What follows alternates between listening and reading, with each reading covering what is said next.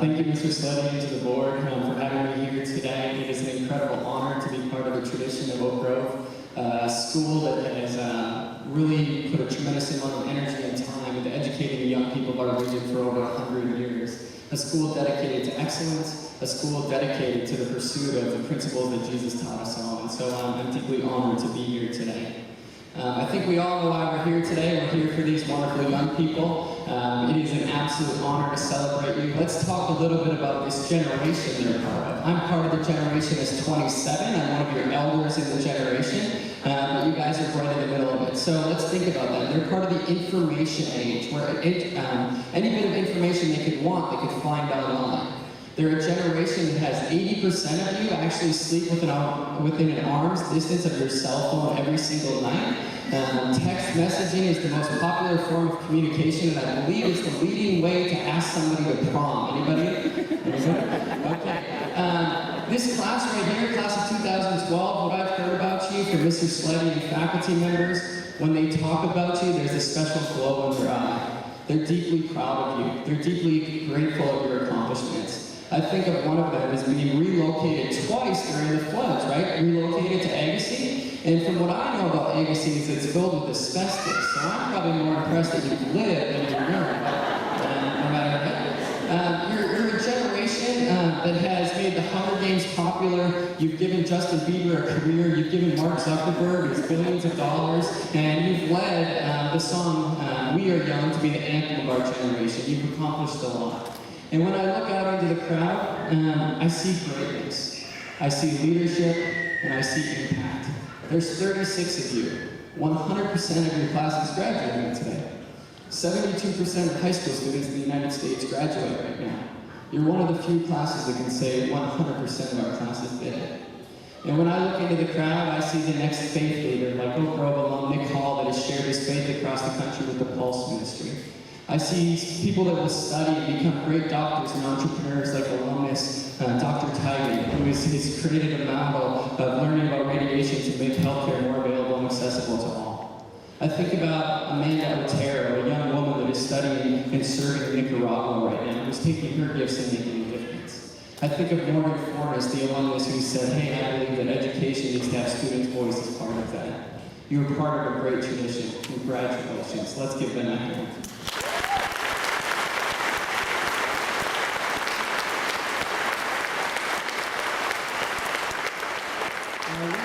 You all know that the people out here are the ones that made this possible. So let's talk for a moment about the family and the parents. You know, we all have those moms that nag on us to get our homework done, to get in on time, to eat fruits and vegetables.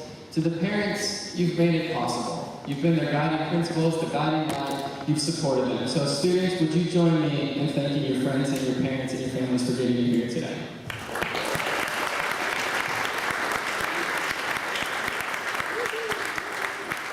And lastly, a celebration to the faculty. We all know that teachers could make a lot more money doing other things. We all know that teachers could live a much stressful life than learning than working with all of you. But we also want to say thank you to them, because these are the people that work tirelessly, day in, day out, inside the classroom and outside the classroom. One of the things that I've always been impressed about Oak Grove faculty members is they don't teach subjects. They don't teach math or science or religion. They teach life. They journey alongside you. And I think we can all celebrate them, so can you give your teachers a round of applause?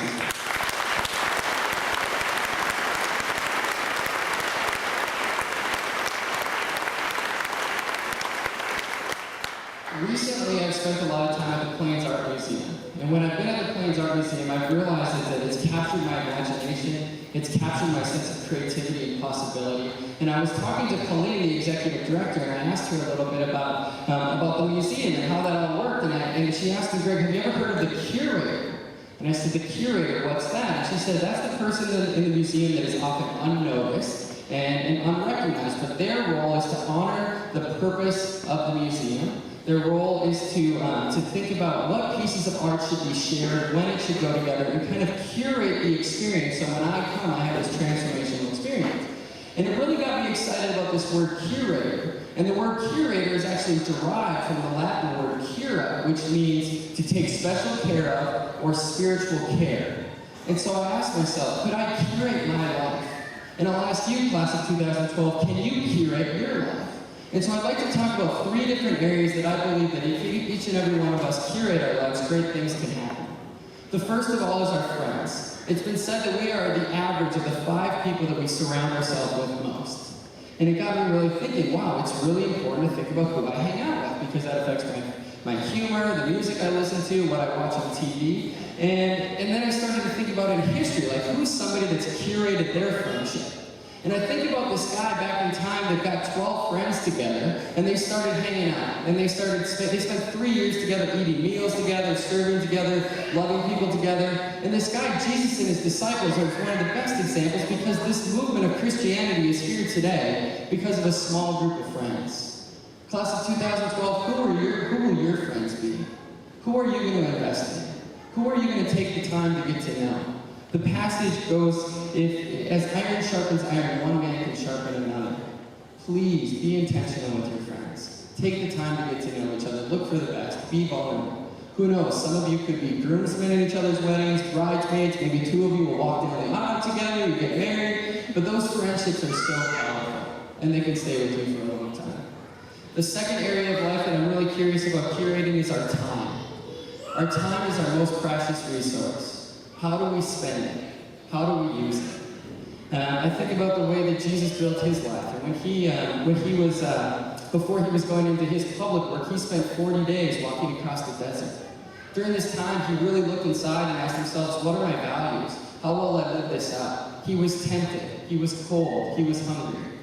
My friends, the class of 2012 graduates, take care of your time. Think about how you use it. Spend it wisely. I promise you, if you're really intentional with your time, great things can happen.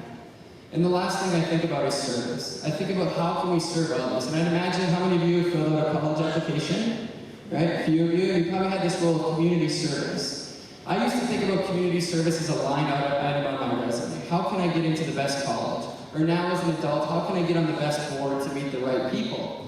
And I've started to realize that I've been a little bit selfish with my service. I even got into this idea of maybe I could date through service, like volunteer dating, where I can ask a girl, do you want to go to the homeless shelter and volunteer? And if she said no, I'd be like, you don't want to help the people? But I got over that, and I started looking at history on time, and like, when did this service thing really come alive? And I look at this guy, Jesus, that the night before he was going to die, he had his 12 buddies over, and they're drinking wine and eating dinner. And then he says, and he looks down at their feet. And if you think about it, at that time, man, looking at someone's feet must have been disgusting. Who knows what was growing on their feet? If you think about these sandals, they didn't have tall shoes then, or they really didn't have much to cover their feet. And Jesus knelt down, and he took a cloth and he washed the disciples' feet, one after the other, and said, I love you.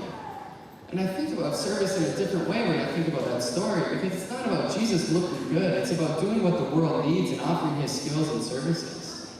I was the advisor for Fill the Dome the first 3 years, and for those of you that know anything about Fill the Dome, you know it's the most inefficient service project and food drive in the history of the world. So basically 51 schools collect food in their school, right? And then they bring it over to the Fargo Dome, and they get to the Fargo Dome and they spread it out as far as they can across the floor because they're trying to fill the dome, and then they pack up the food and they bring it back to the food bank, which would be far more efficient if you just brought it from your house to the food bank, but that's not part of the project. And so I'm the advisor of this, and it's the 3rd year, and it was the biggest year of Fill the Dome. That year they raised more money and more food than had ever been before. They'd been on Good Morning America. And while I'm doing this, it's the day of when we do this press conference, and then we get about a couple hundred students that want to volunteer, but I'm convinced they just want to leave class and not have to go to school. And most of them are from Oak Grove. So these kids are there, and they're all about ready to go out and package the food. And what's happening in my head is I'm responsible for all of them. And this woman touched me on the shoulder. And she says, Greg, I have to tell you a story. And I'm like, yeah, I have to be responsible for 500 kids with raging hormones right now. And then she says, Greg, I want to tell you a story about a first grader who brought a box of food to school today. I'm like, oh, that's great. And she's like, Johnny brought a box of Cheerios. I'm like, oh, that's great. You know, there's thousands of pounds of food. And she said, Greg, no, what you don't understand is half of the box of food had been eaten. So half the Cheerios were gone. I'm just frustrated, right? I'm like, I'm going to have to go look through all these boxes of Cheerios, which were on sale at Cash-Wise, and figure out which boxes no longer needed. And then with tears rolling down her eyes, she said, Greg, what you don't understand is Johnny and his family get 100% of their food from the food bank. Johnny wanted to do what he could to share. Johnny wanted to do what he could to make a difference. And that's when service changed for me. I'm not sure service is about our resumes anymore. I'm not sure it's about getting a great job or looking good to win an award. I'm convinced service is about taking our talents and taking our resources and doing what we can to make the world a better place. My friends, as you curate your life, think about your involvement. Think about how you want to make a difference in the world. So if you put these three areas together, if you take your friends, if you curate your time, and you're intentional with who you serve, I'm guaranteed you're destined for an adventure. And I think an adventure is something that we all get excited about. I think about the two Oak Grove alums and their brother, the Berg family that just got back from riding their bicycles from Alaska to Argentina. These brothers spent 9 months going across 9 different countries, right? And think about it, they built great friendships with their brothers. They took the time to slow down, to reflect, to have an inward journey, and they're also taking the time to make a difference. They're raising money for Habitat for Humanity. In my mind, they've got it figured out. They just got back from one of the greatest adventures of their lives. For me, when that showed up, I was a freshman at the University of Minnesota, and I was doing a service project, and I met this girl from California, and I'm from a farm outside of Fargo, so that was pretty exciting. And I said to her, "Hey, Irene, what are you doing over spring break?" And she said, "Oh, I don't know." And I said, "Do you want to help me change the world?" And she said, "Yes." And so I said, "Oh, you should come back to my dorm room later tonight." And I didn't realize this could be a great pickup line, right? But so Irene and two other friends came and we sat up late and we said, how can we redefine what spring break looks like? How can we prove that young people can make the world a better place? We created a Pay It Forward tour, a multi-day, multi-city service project where we went and served. In March of 2004, 43 of us went out and made a difference. Since then, there's been over 15,000 young people that have done over 200,000 hours of service. It's been the greatest adventure of my life. It's given me purpose, it's given me meaning. It's given me the pursuit of thinking about something so much more than myself. And so class of 2012, that's my challenge for you. Put it together. Go on an adventure. Live the mission of Oak Grove, to serve and to love throughout the world. We've got Jesus as a great example, and remember, you only live once.